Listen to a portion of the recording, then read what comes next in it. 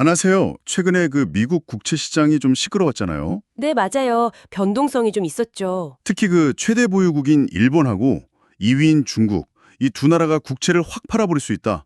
뭐 이런 소문 때문에 시장이 좀 흔들렸어요. 그렇죠. 이게 비유하자면 회사 1, 2대 주주가 갑자기 주식 판다고 하면 다들 불안해하는 거랑 비슷한 거죠. 맞아요.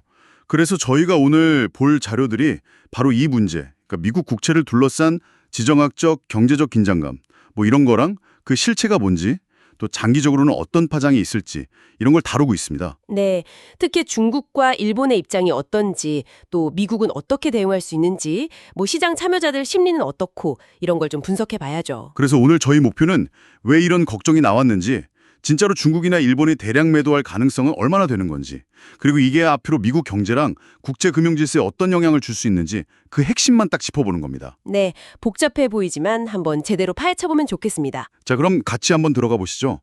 이 불안감의 실체, 도대체 왜 다들 그렇게 주목했던 걸까요? 핵심은 그거였죠. 세계 1, 2위 미국 국채 보유국, 그러니까 일본이랑 중국이 동시에 팔 수 있다. 이 시나리오 자체가 엄청난 공포였던 거예요. 그렇죠. 물량 자체가 어마어마할 텐데. 네, 특히 예전에 트럼프 행정부 때 관세 문제 같은 걸로 막 부딪혔잖아요. 그때 이걸 보복카드로 쓸 수 있다, 이런 관측까지 나오면서 더 불안감이 커졌죠. 아, 그런 배경이 있었군요. 그래서 소문만 돌아도 그 헤지펀드 같은 단기 투자자들이 먼저 움직이는 경향이 있거든요. 네, 맞아요. 그래서 국제 가격 막 떨어지고 금리 오르고 그랬잖아요. 네, 실제로 지난 4월인가요? 그 일본 연기금이 포트폴리오 조정한다고 일부 좀 팔았는데 아, 네. 그때 뉴스 나왔었죠. 그걸 시장이 너무 과하게 해석해서 일본 던진다, 이렇게 오해가 확 커진 사례도 있었고요. 그쵸. 작은 움직임에도 다들 예민하게 반응했던 것 같아요. 근데 현실적으로 그렇게 대량 매도가 쉬운 일인가요? 특히 중국 같은 경우는요? 아, 그게 사실상 거의 불가능에 가깝다고 봐야죠. 중국 입장에서 보면요. 왜 그렇죠? 지난 한 30년, 40년 동안 무역 흑자로 번 달러를 계속 미국 국채에 묻어둔 거잖아요. 자기들 부를 쌓은 건데. 그렇죠. 안전자산이라고 생각했을 테니까. 네. 근데 이걸 갑자기 내다 판다. 이건 뭐 스스로 쌓아온 부를 그냥 허무는 거나 마찬가지예요. 자기 발등 찍는 거죠. 아, 자기 재산 가치를 스스로 떨어뜨리는 셈이니까. 네. 경제적인 자해 행위죠, 사실상. 근데 단순히 자산 가치 하락 문제만 있는 건 아니지 않나요?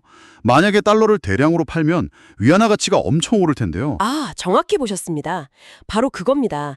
달러를 팔고 위안화를 사들이는 거니까 당연히 달러 가치는 떨어지고 위안화 가치는 급등하겠죠. 그렇죠. 이건 뭐 중국 수출 기업들한테는 완전 치명타죠. 경쟁력이 확 떨어지니까. 그렇겠네요. 그래서 옐런 재무장관도 얘기했지만 그런 행동은 중국 자신의 경제적 이익에도 전혀 맞지 않는다는 거예요. 그럼 일본은 어떤가요? 일본도 뭐 사정은 비슷할까요? 일본은 이미 정부 차원에서 여러 번 얘기했어요. 대량 매도할 생각 없다고. 아, 입장을 밝혔군요. 네. 그리고 미국과의 관계를 생각하면 뭐 정치적으로도 그런 선택을 하기가 굉장히 어렵죠. 하긴 동맹이니까요. 결국엔 중국이나 일본이나 미국이라는 이 거대한 채무자가 흔들리면 자기들도 안전할 수 없다는 걸 너무 잘 아는 거죠. 서로 얽혀 있는 거예요. 그 상호 의존성이라는 게 참 무섭네요. 근데 그럼 미국은 그냥 가만히 보고만 있을까요? 만약에 그런 일이 벌어진다면 미국은 뭐 할 수 있는 거 없나요? 당연히 있죠. 미국의 제일 강력한 무기가 뭐겠어요? 바로 연준, 페드의 그 막강한 발권력이죠. 아, 돈 찍어내는 거요? 그렇죠. 만약에 중국이나 다른 나라가 진짜 대규모로 국채를 던진다. 그럼 연준이 이른바 양적 완화, QE라고 하죠. 네, 들어봤어요. 중앙은행이 그냥 돈을 풀어서 그 국채를 다 사들이는 거예요. 시장 충격을 그냥 흡수해버리는 거죠. 와, 그렇게 직접 사버리는군요. 네, 그렇게 되면 오히려 국채를 판 나라는 어떻게 되겠어요? 달러는 풀렸는데 자기들 통화 가치만 막 올라가는 거예요. 역풍을 맞는 거죠. 아, 오히려 손해를 볼 수도 있겠네요. 그렇죠. 그래서 미국이 우리에게 막대한 수단들이 있다, 이렇게 자신하는 배경이 있는 겁니다. 그렇다면 뭐 단기적으로 시장을 흔들었던 그 대량 매도설은 사실상 일어날 가능성이 매우 낮은 시나리오였네요. 네, 현실적으로는 그렇죠. 1위대 주주가 팔 생각이 없으니 시장도 점차 안정을 찾아가는 거고요. 근데 그럼 이 소동이 그냥 이렇게 해프닝으로 끝나는 걸까요? 뭔가 좀 장기적인 영향 같은 건 없을까요? 아, 그게 중요한 지점입니다. 단기적인 위기는 넘겼다고 볼 수 있지만 이런 일련의 사건들이 미국의 신뢰 자본이라고 할까요? 거기에 좀 상처를 냈어요. 신뢰 자본이요? 네. 예를 들어서 막 예측 불가능하게 관세를 부과한다거나 동맹국들이랑 자꾸 마찰을 빚거나 하면 다른 나라들이 미국을 얼마나 믿을 수 있을까 이런 의문을 갖게 만드는 거죠. 하긴 그렇죠.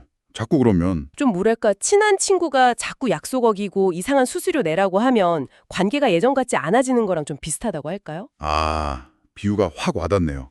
그럼 그 신뢰가 떨어지면 구체적으로 어떤 문제가 생길 수 있는 거죠? 당장 눈에 보이는 위기는 아니지만 장기적으로 보면 미국의 차입 비용, 그러니까 국채 발행할 때 줘야 하는 금리가 올라갈 수 있다는 거죠. 아, 돈 빌리는 비용이 비싸진다? 네.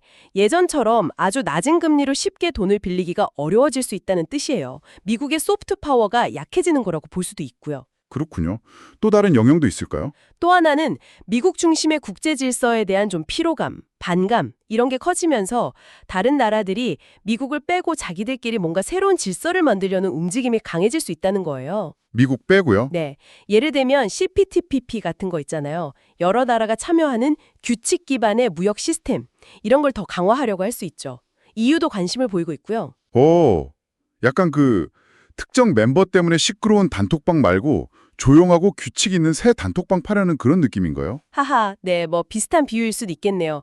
장기적으로 보면 미국 중심의 교역이나 금융 질서에 좀 변화가 올 수도 있다는 가능성을 보여주는 거죠. 흥미롭네요.